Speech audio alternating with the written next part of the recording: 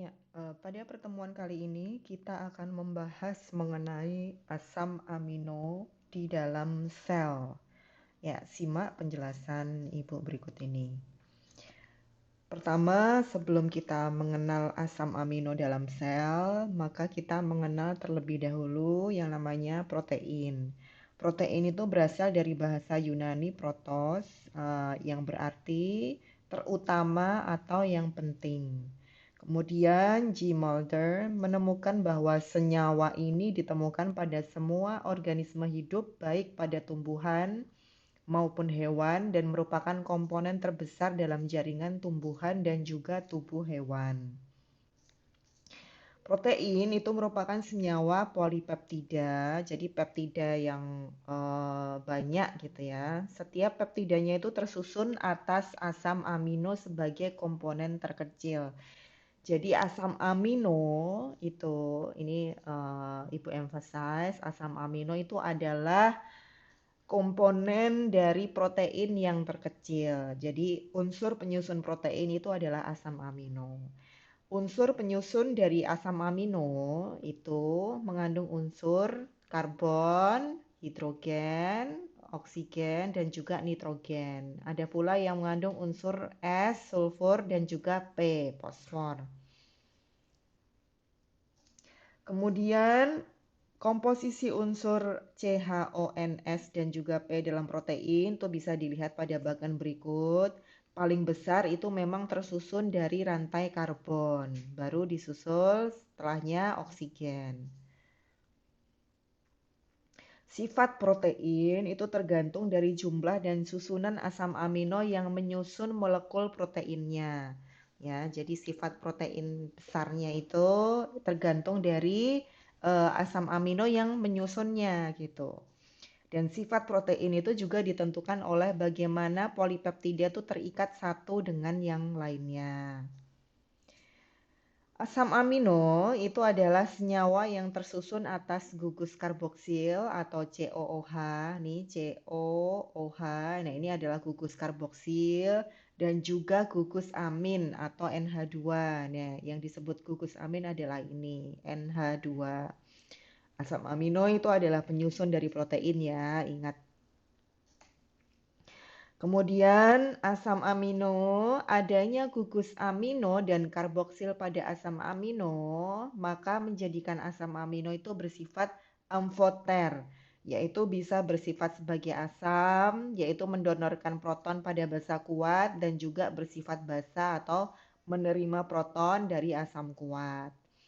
Dari asam amino yang terdapat di alam, hanya 20 asam amino proteinogen yang dapat dipakai untuk membentuk protein melalui proses translasi, karena ke-20 asam amino tersebut mempunyai sandi genetik.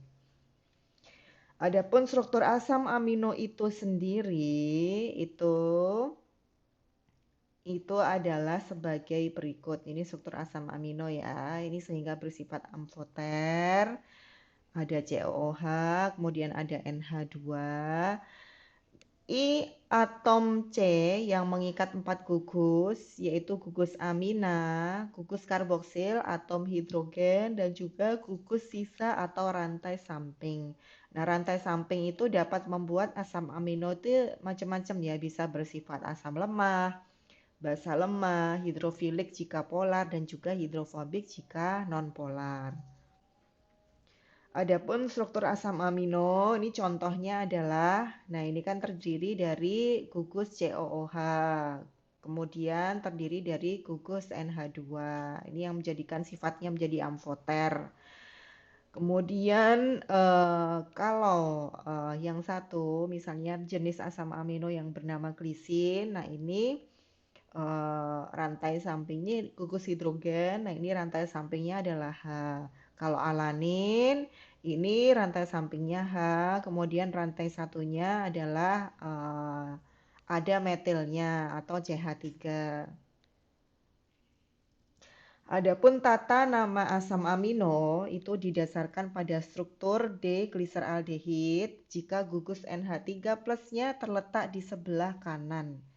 Jadi jika gugus NH3-nya itu tadi itu terletak di sebelah kanan.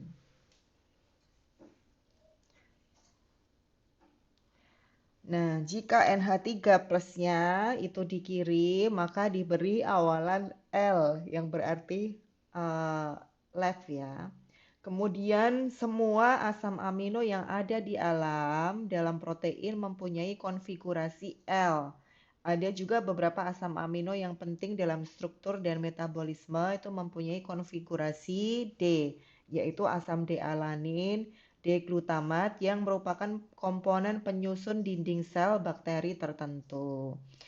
Penulisan asam amino atau 20 asam amino yang umum itu dapat disingkat dengan 3 huruf. Misalnya jenis asam amino serin ya, dia disingkat namanya menjadi ser. Kemudian glisin itu disingkat menjadi GLY atau GLI. Kemudian klasifikasi asam amino berdasarkan muatan, itu asam amino dengan gugus R nonpolar atau tak mengutup, umumnya itu bersifat kurang larut dalam air dibandingkan asam amino yang mengutup atau yang polar. Nah, ini misalnya jenisnya banyak sekali, bisa kalian baca sendiri. Dan asam amino dengan gugus R mengutup yang tidak bermuatan. Nah, itu gugus R mengutup itu dapat membentuk ikatan hidrogen dengan molekul air sehingga lebih mudah larut dalam air. Nah, misalnya contohnya bisa kalian baca sendiri. Kemudian asam amino klasifikasinya itu berdasarkan muatan. Kalau muatannya itu negatif, misalnya asam amino dengan gugus R-nya yang bermuatan negatif atau asam, maka bermuatan negatif pada pH 6 sampai 7. Dan itu terdiri dari asam aspartat dan juga asam glutamat yang masing-masing mempunyai 2 gugus karboksil. Kemudian ada lagi asam amino dengan gugus R yang bermuatan positif. Nah, muatan positif itu pada pH 7 dan itu terdiri dari lisin, histidin dan juga arginin. Kemudian klasifikasi asam amino itu juga berdasarkan jenis rantai samping. Nah, kalau yang berdasarkan jenis rantai samping, ini R-nya itu berupa gugus alifatik. Nah, itu kan tadi ada NH3+, kemudian ada H, COO-min. Nah, di sini ada gugus alifatik. Nah, yang berupa gugus alifatik itu contohnya adalah isoleusin dan juga valin. Kemudian ada glisin, alanin, dan juga leusin. Nah, ini dengan R-nya yang berupa gugus alifatik. Kemudian ada asam amino berdasarkan jenis rantai samping yang R-nya itu berupa gugus hidroksilat non-aromatik. Nah, contohnya serin dan juga theonin. Ini adalah berupa gugus hidroksilat non-aromatik. Nah, nanti kalian lihat lagi, buka lagi materi kuliah kimia organik kalian, bedanya yang gugus aromatik dan non-aromatik itu apa. Nah, ini ada gugus hidroksilatnya ya, ada OH-nya di sini. Nah, bedanya yang aromatik dan non-aromatik nanti bisa kalian lihat lagi di materi kuliah kimia organik. Kemudian ada lagi klasifikasi asam amino berdasarkan jenis rantai sampingnya, di mana rantai sampingnya R itu mengandung atom sulfur. Nah, itu contohnya adalah metionin dan juga sistein. Nah, ini mengandung atom sulfur. Kemudian klasifikasi asam amino itu ada asam amino juga yang jenisnya itu berdasarkan rantai samping yang rantai sampingnya mengandung gugus amida atau asam. Nih, kalau yang rantai sampingnya mengandung gugus amida atau asam itu contohnya adalah asparigin, kemudian glutamin, aspartat dan juga glutamat. Nah, itu rantai sampingnya mengandung amida atau asam. Kemudian ada lagi yang rantai sampingnya mengandung gugus basa. Nah, itu jenis asam amino yang lain, yaitu misalnya lisin, kemudian arginin, dan histidin. Nah, ini mengandung gugus basa.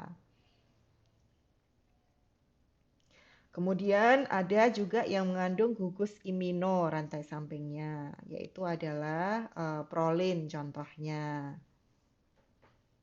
Kemudian untuk jenis asam amino, itu ada asam amino yang esensial, non-esensial, dan juga semi-esensial. Yang esensial itu adalah yang tidak dapat disintesis oleh tubuh dan harus diperoleh dari luar. Nah, itu biasanya diperoleh dari asupan makanan. Kemudian ada asam amino yang non esensial. Nah, itu yang non esensial itu yang dia disintesis di dalam tubuh kita. Ya, itu dapatnya dari suplai nitrogen.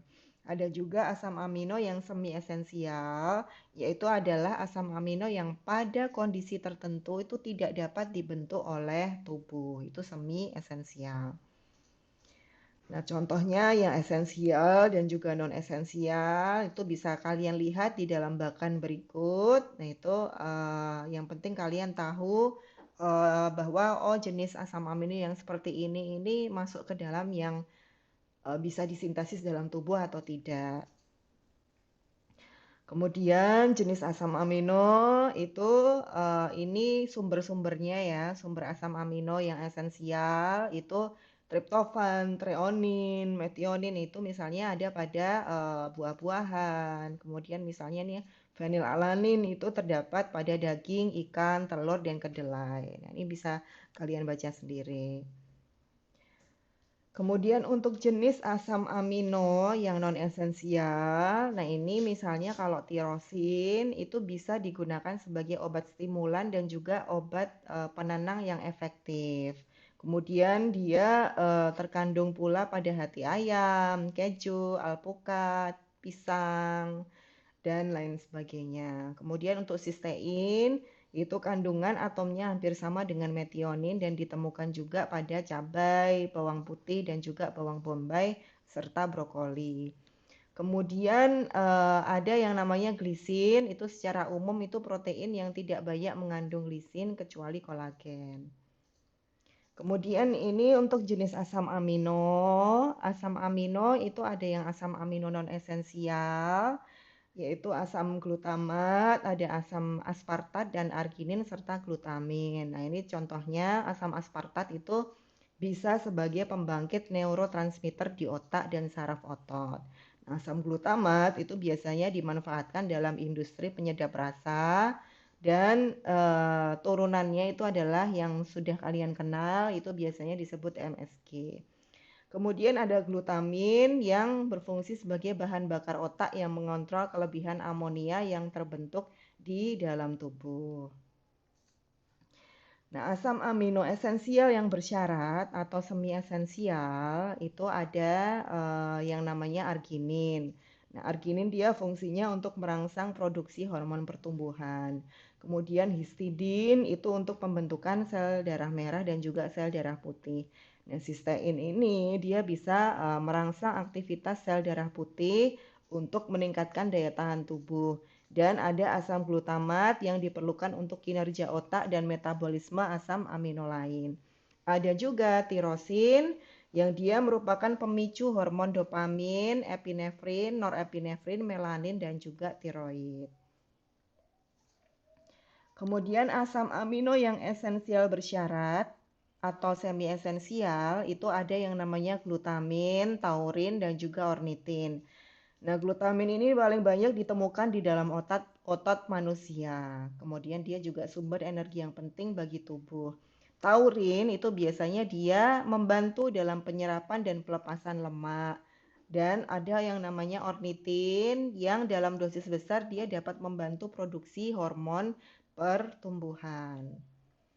Fungsi protein itu sendiri, seperti yang kalian sudah ketahui sebelumnya, dia bisa berfungsi sebagai sumber energi, membentuk struktur sel, kemudian membentuk sistem pertahanan tubuh, membentuk senyawa tubuh yang esensial untuk menjaga keseimbangan asam basa dan juga cairan tubuh serta transport zat gizi. Nah, banyak sekali ya komponen-komponen yang ada dalam tubuh kita, misalnya komponen sel, kemudian komponen antibodi, imunoglobulin, itu juga tersusun dari protein.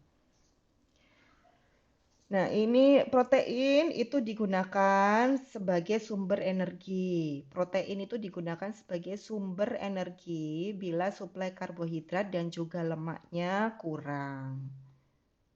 Kemudian fungsi protein yang lain membentuk struktur sel. Nah, sel itu juga tersusun atas protein. Fungsinya adalah untuk pertumbuhan dan pemeliharaan. Kemudian fungsi kolagen yaitu kolagen itu adalah suatu protein fibrosa di dalam tubuh yang merupakan komponen jaringan ikat.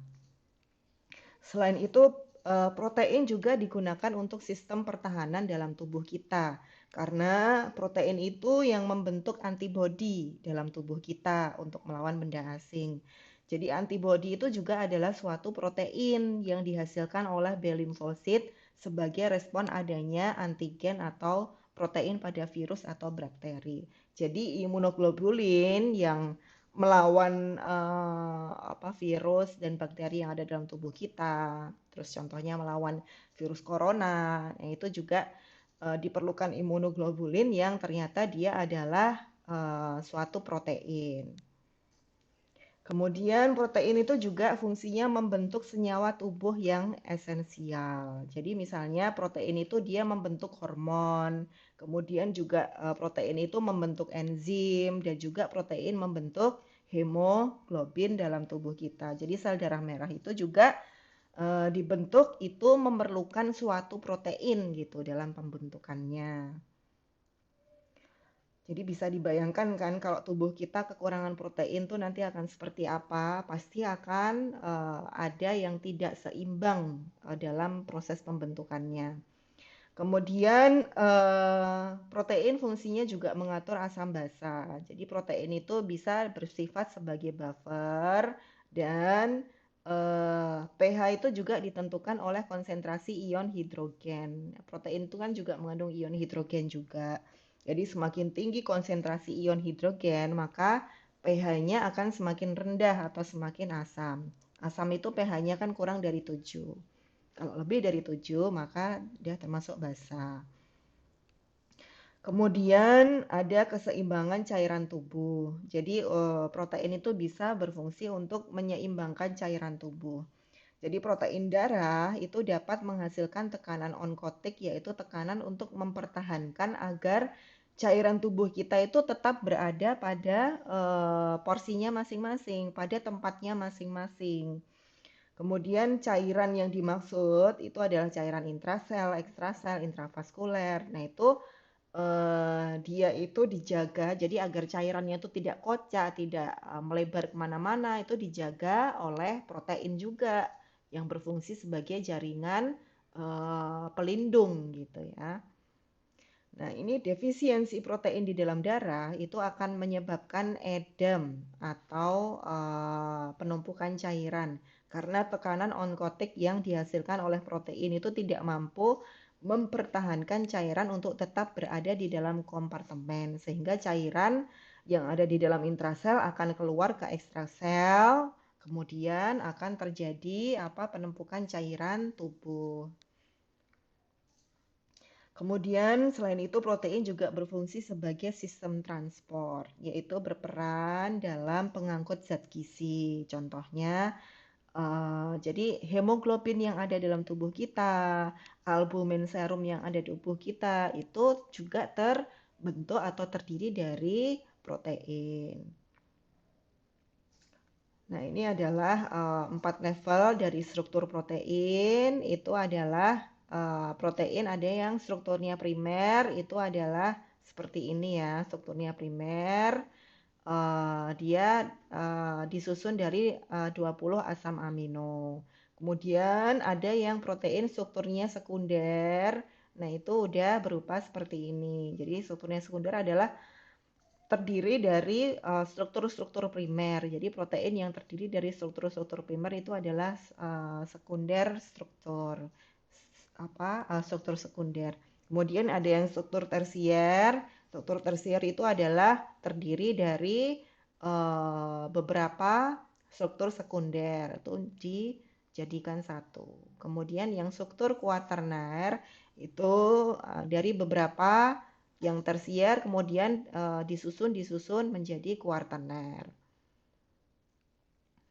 Struktur protein itu jadi kalau yang primary structure itu terdiri dari protein yang 20 asam amino itu ya. Ada lisin, glisin, leusin, valin, alanin, kemudian ada histidin. Nah, ini adalah struktur primernya itu adalah terdiri dari asam amino.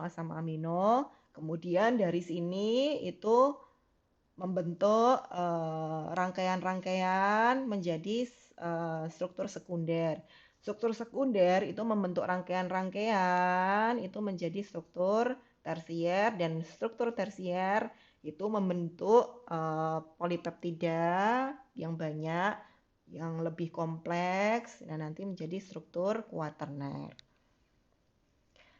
Struktur primer itu primer suatu protein itu semata-mata adalah urutan linear asam amino. Jadi linear asam amino yang disatukan oleh ikatan peptida. Nih, jadi asam amino yang lisin, valin, glisin itu tadi di sini kemudian membentuk suatu rantai.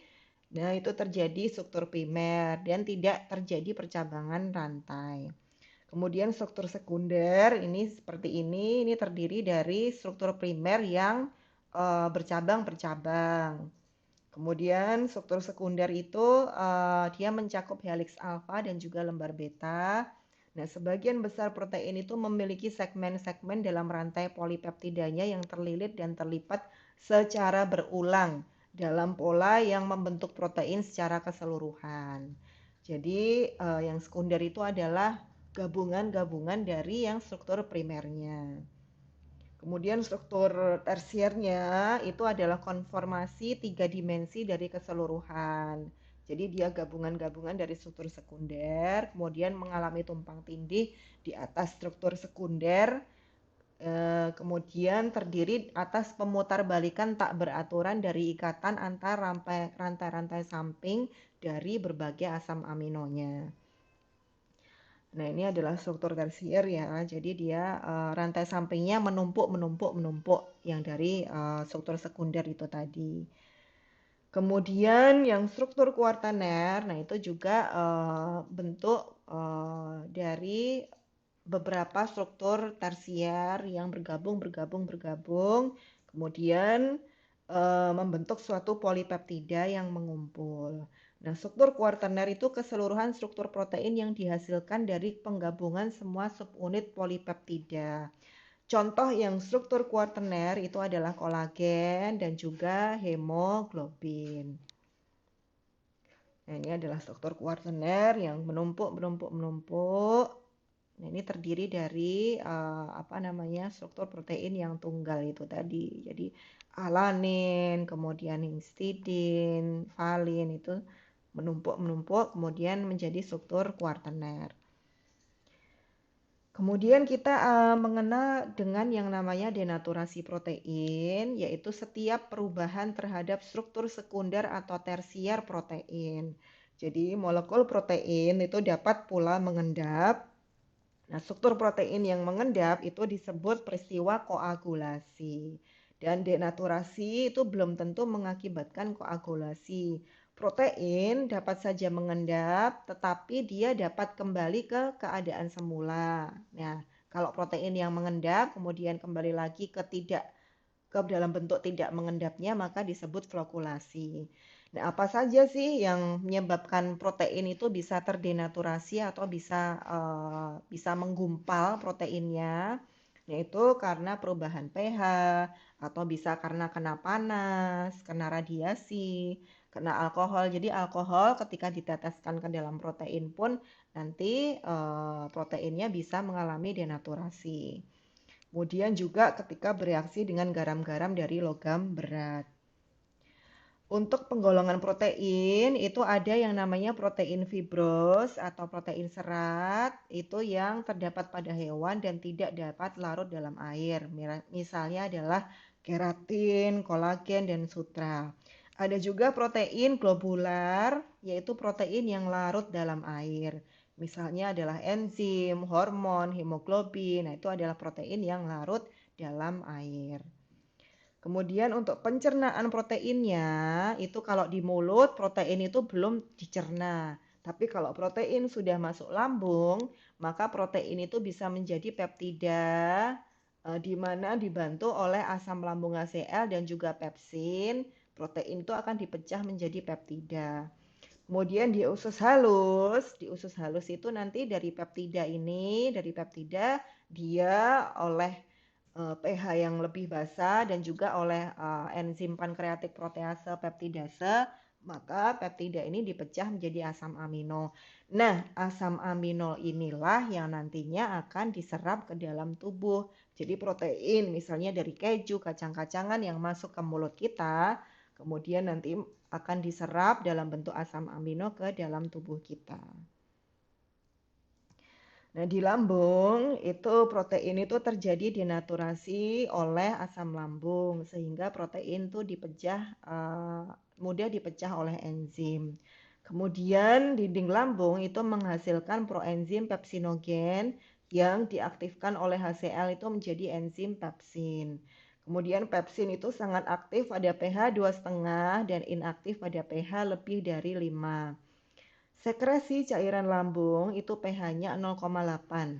Jadi bila bercampur dengan makanan maka pH-nya menjadi 2 sampai 2,5 menjadi pH yang ideal untuk mengaktifkan pepsin. Nah, pepsin itu nanti bertanggung jawab 10 sampai 20% dari proses pencernaan. Kemudian di usus halus, pemecahan protein itu terjadi efektif di usus halus. Jadi di dinding usus dan juga pankreas dia menghasilkan proenzim trisinogen dan juga kimotripsinogen itu sebagai respon masuknya protein di dalam usus yang berubah menjadi enzim tripsin dan kemotripsin karena suasana alkali. Nah, adapun jalur metabolisme protein, nah kalau karbohidrat kan jalurnya ketika menjadi glukosa, nah nanti jalurnya menjadi pirufat asetil koenzim A dan TCA cycle, siklus TCA.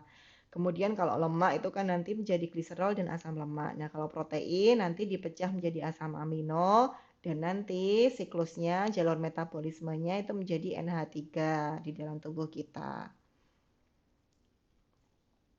Metabolisme protein itu protein yang terdapat dalam makanan kita. Jadi ini prosesnya itu dicerna dalam lambung dan usus menjadi asam amino.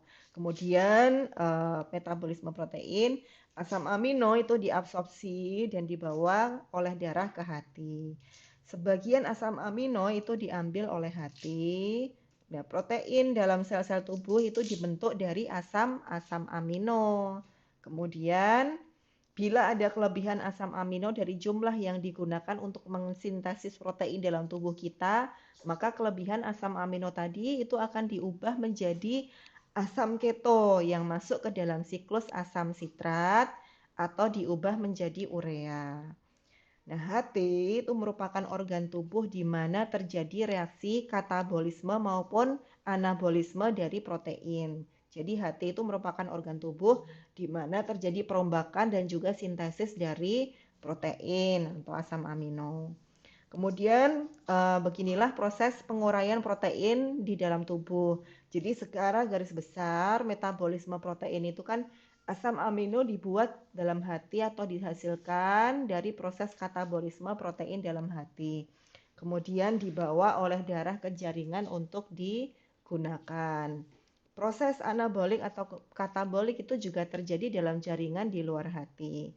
Nah, asam amino nantinya yang terdapat dalam darah itu berasal dari 3 sumber, bisa absorpsi melalui dinding usus, bisa dari hasil penguraian protein dalam sel, dan bisa dari hasil sintesis asam amino dalam sel. Nah, dalam tubuh kita itu protein mengalami perubahan-perubahan tertentu dengan kecepatan yang berbeda-beda. Protein dalam darah, hati, dan organ tubuh lain itu waktu paruhnya 2,5 sampai 10 jam. Tapi kalau protein dalam jaringan otot, maka kecepatannya itu bisa perombakannya itu 120 hari. Nah, rata-rata tiap 1,2 gram protein per kilogram berat badan itu diubah menjadi senyawa lain. Nah, itu penguraian protein. Kemudian asam amino dalam darah, itu jumlah asam amino dalam darah itu tergantung dari jumlah yang diterima dan juga jumlah yang digunakan. pada proses pencernaan, protein menjadi asam amino itu melalui proses hidrolisis oleh enzim-enzim, yaitu ini ya enzim-enzim yang menghancurkan atau memecah protein menjadi asam amino itu adalah enzim pepsin, tripsin, kimotripsin, dan lain sebagainya. Setelah protein diubah menjadi asam amino, maka dengan proses absorpsi melalui dinding usus, asam amino tersebut sampai ke dalam pembuluh darah. Nah, dalam keadaan berpuasa, konsentrasi asam amino dalam darah itu hanya 3,5 sampai 5 mg dan juga dia nanti akan naik setelah makan atau setelah berbuka gitu. Itu makan maka akan naik konsentrasi asam aminonya menjadi 5-10 mg per 100 ml darah. Itu setelah 4-6 jam, nanti konsentrasi akan turun kembali. Nah, konsentrasi asam amino dalam jaringan kira-kira 5-10 kali. Oke, sekian saja penjelasan dari Ibu tentang apa itu protein, apa itu asam amino. Jadi kesimpulannya asam amino itu adalah yang menyusun protein dan kalian juga harus tahu bagaimana penguraiannya, bagaimana jalur metabolisme protein dan bagaimana biosintesisnya. Sekian, terima kasih. Wassalamualaikum.